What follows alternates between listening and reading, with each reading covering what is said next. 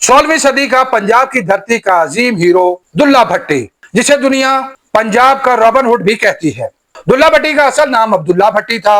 शहंशाह अकबर ने अपने दौर में एक दीन अकबरी की बुनियाद रखी। इस दीन में हिंदुओं और मुसलमानों के अकायद को गड़बड़ कर दिया गया। शहंशाह वक्त की भी प्रस्तिश की जाती थी और ऐसा न करने वालों को सजा दी जाती। चूचकचक के राय सांदल भट्टी ने दीन अकबरी के खिलाफ बगावत कर मुगल फौज ने राय सांदल भट्टी और उसके बेटे राय फरीद भट्टी को गिरफ्तार कर लिया और उन्हें लाहौर ले जाकर फांसी दे दी और उनकी लाशों में भूसा भर के कई दिनों तक चुराहे में लटकाया। इसी राय सांदल भट्टी के नाम पर सांदी बाग मशहूर है। राय फरीद खान भट्टी की वफात के 2 माह बाद उसके यहाँ एक बेटा पैदा हुआ जिसका नाम अब्दुल्ला भट्टी रखा गया। अब्दुल्ला भट्टी जवान होकर अपने बाप की तरह मुगल हुकूमत के मुजालिम के खिलाफ उठ खड़ा हुआ। मुगल सरकार ने लगान 2 गुना कर दिया। दुल्ला भट्टी ने लगान देने से इनकार कर दिया। दुल्ला भट्टी अपने इलाके के अमीर लोगों से माल लेकर गरीबों में तकसीम कर दिया करता था। एक जालिम और जाबर वडेरे के जुल्म से बचाते हुए अब्दुल्ला भट्टी ने 2 ब्राह्मण लड़कियों की शादियां करवा दी। ब्राह्मण लड़कियों की शादियों की इस तकरीब को